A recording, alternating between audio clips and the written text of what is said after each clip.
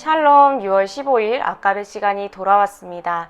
오늘 함께 나누실 말씀은 사도행전 20장 28절에서 38절까지의 말씀입니다.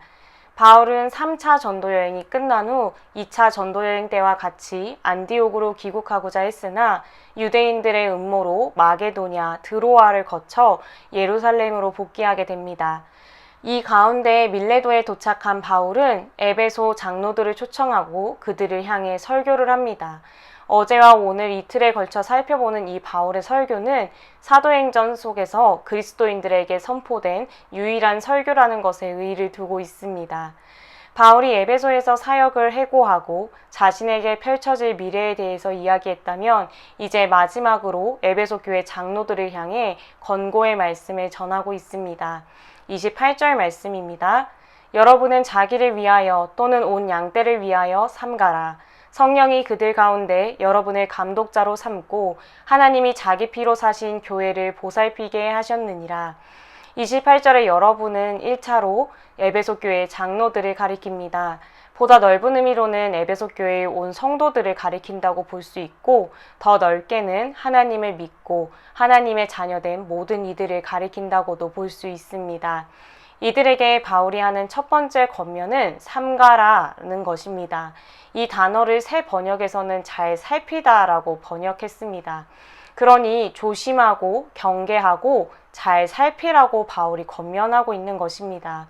바울은 먼저 자신을 위하여 그리고 그 다음은 온 양떼를 위해 조심하고 경계하고 잘 살피라고 합니다. 우리가 흔히 사역을 하거나 어떤 일을 할 때 자신을 돌보고 경계하고 살피는 일들을 소홀히 할 때가 있습니다. 내가 어떻게 되든지 간에 사역만 잘 되어가면 일이 잘 되면 된다라고 생각하기 때문입니다.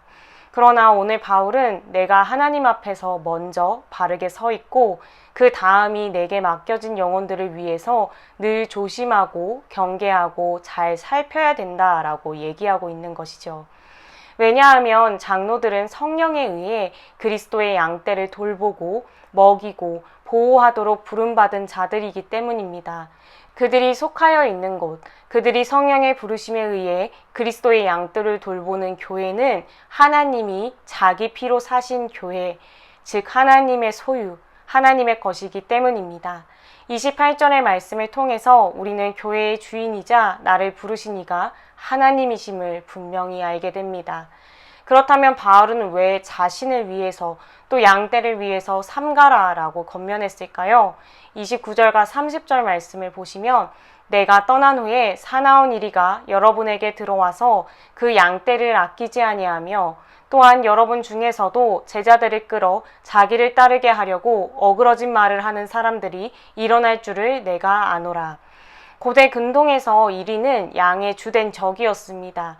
29절에 아끼다라는 단어는 누군가를 공경에 빠뜨리지 않게 한다라는 뜻인데 사나운 1위가 양의 생명을 아끼지 않고 사납고 무차별적으로 공격하여 포식하듯이 자신을 따르게 하려고 어그러진 말, 즉 뒤틀리고 진리를 왜곡하여 거짓을 말하는 사람들이 일어날 것이기 때문입니다. 이런 어그러진 말을 하는 사람들, 거짓 교사, 이단은 교회 밖에만 존재하는 것이 아닙니다. 30절에 여러분 중에서도 라는 바울의 말과 같이 교회 안에서도 이러한 거짓 교사가 생겨날 것이기 때문입니다. 이러한 바울의 예언은 에베소 교회에게 보낸 바울의 서신들을 살펴보면 알 수 있듯이 에베소 교회 안에 실제로 일어난 문제들이었습니다. 그렇게 바울은 먼저 내가 그런 어그러진 말을 하는 사람이 아닌가를 점검해야 하고 어그러진 말을 하는 사람들로 인해 믿음에서 이탈하는 이들이 없도록 돌보고 지켜야 한다고 당부한 것입니다. 31절에 그러므로 여러분들이 일깨어 내가 3년이나 밤낮 쉬지 않고 눈물로 각 사람을 훈계하던 것을 기억하라. 그 다음 바울의 권면은 깨어 있어 기억하라 라는 것입니다. 바울은 이러한 위험 속에서 늘 깨어 있을 것을 강력하게 명령하며 깨어 기억하라고 합니다. 그들이 기억해야 하는 것은 바울이 3년 동안 밤낮 쉬지 않고 눈물로 각 사람을 가르치고 훈계했던 섬김을 그리고 한 영혼을 향한 깊은 사랑과 관심을 기억하라고 권면하는 것입니다. 이러한 바울의 섬김은 사실 예수님의 섬김의 리더십을 떠올리게 합니다.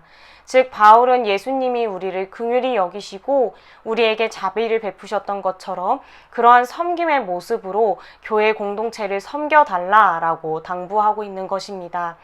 32절에 지금 내가 여러분을 주와 및 그 은혜의 말씀에 부탁하노니 그 말씀이 여러분을 능히 든든히 세우사 거룩하게 하심을 입은 모든 자 가운데 기업이 있게 하시리라.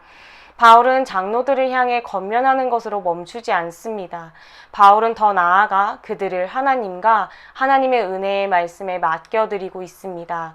바울은 3년 동안 밤낮으로 눈물로 가르쳤던 그들을 떠나야 하는 자신의 상황을 잘 알고 있었습니다.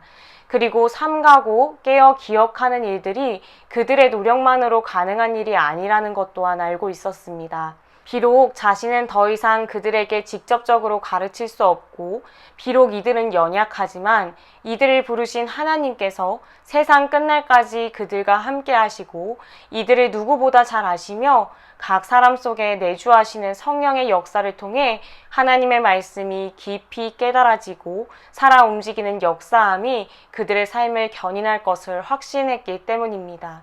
하나님의 말씀이 그들을 능히 든든하게 세우시고 거룩하게 하심을 입은 모든 자 가운데 기업, 즉 하나님 나라에서 주께 헌신한 성도들이 누릴 복을 더하실 것이기 때문입니다. 그들은 바울을 떠나보내지만 하나님의 말씀을 더욱 굳게 붙잡아야만 했습니다. 33절에서 35절 말씀을 보시면 내가 아무의 은이나 금이나 의복을 탐하지 아니하였고 여러분이 아는 바와 같이 이 손으로 나와 내 동행들이 쓰는 것을 충당하여 범사에 여러분에게 모본을 보여준 바와 같이 수고하여 약한 사람들을 돕고 또 주 예수께서 친히 말씀하신 바 주는 것이 받는 것보다 복이 있다 하심을 기억하여야 할지니라. 하나님께 에베소 교회를 위탁한 바울은 마지막으로 33절에서 35절의 말씀처럼 물질에 대해서 권면합니다. 바울이 사역하는 가운데 많은 고난과 역경이 있었던 것도 맞지만 다른 한편으로는 자신의 욕심을 채울 수 있는 기회들도 있었습니다. 바울을 사랑하고 응원하는 성도들의 후원, 교회에서 교회로 전달되는 헌금 등 바울도 사람이기 때문에 자신의 헌신에 대해 어느 정도는 보상을 받아야 한다는 생각이 들었을 수도 있습니다. 그럼에도 바울은 사역하는 가운데 누군가의 돈이나 재물을 탐내지 않았습니다. 심지어 바울에게는 사역비를 사용할 수 있는 충분한 권한이 있었음에도 불구하고 그는 그 돈을 쓰고 누리기보다 천막 짓는 일들을 통해서 사역비와 생활비를 충당하였고 자신이 가진 것으로 약한 사람들을 돕는 삶을 살았습니다.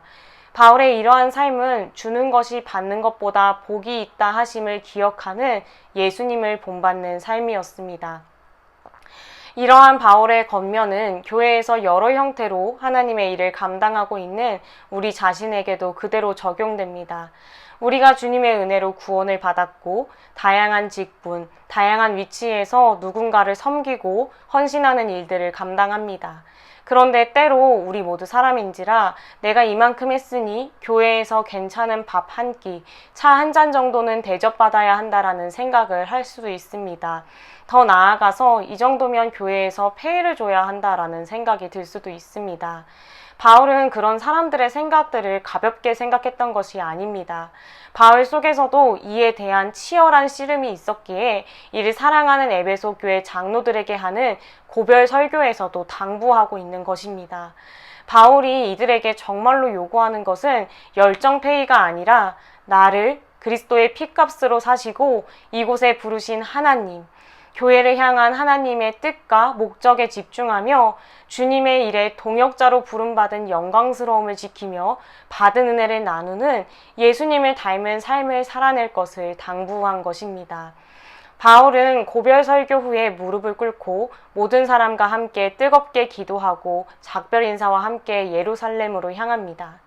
사랑하는 성도님들, 오늘 말씀을 묵상하면서 제 자신을 먼저 돌아보게 되었습니다.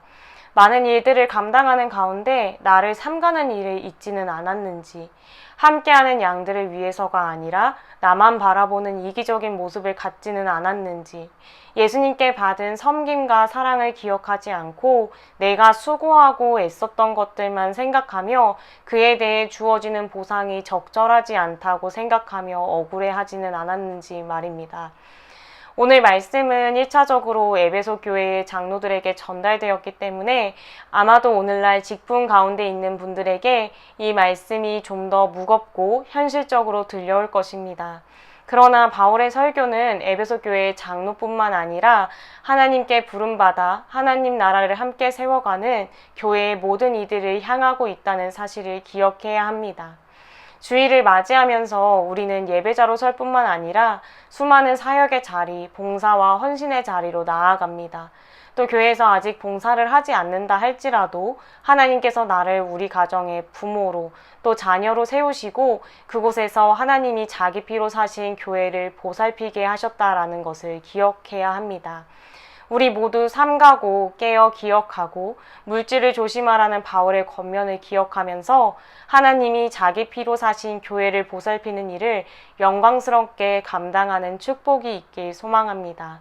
더불어 지금 내가 여러분을 주와 및 그 은혜의 말씀에 부탁하노니 그 말씀이 여러분을 능히 든든히 세우사 거룩하게 하심을 입은 모든 자 가운데 기업이 있게 하시리라 라는 32절의 말씀과 같이 주님의 말씀 가운데 든든히 세워지고 거룩하여져서 하나님 나라의 복을 충만하게 누리시는 복된 주일을 맞이하시길 간절히 소망합니다. 함께 기도하도록 하겠습니다. 하나님 아버지, 오늘도 우리에게 일용할 영적 양식을 주시니 감사합니다. 오늘 말씀 가운데 바울을 통해 주신 권면의 말씀을 마음에 새깁니다. 항상 조심하고 경계하며 살피고 깨어 예수님을 기억하고 물질을 탐내지 않는 자들, 섬김으로 나아가는 자들이 되게 하여 주시옵소서. 말씀으로 든든히 세워지는 역사가 내 예배 가운데 있게 하여 주시고 하나님 나라의 복을 누리는 시간이 되게 하여 주시옵소서. 그리하여 더욱더 힘있게 하나님이 자기 피로 사신 교회를 보살피는 하나님의 동역자들이 되게 하여 주시옵소서. 예수님의 이름으로 기도드립니다. 아멘. 오늘 하루도 하나님이 자기 피로 사신 교회를 보살피기 위해 나를 부르셨음을 기억하며 예배를 준비하시는 복된 날이 되시길 바랍니다. 내일 예배 시간에 뵙겠습니다.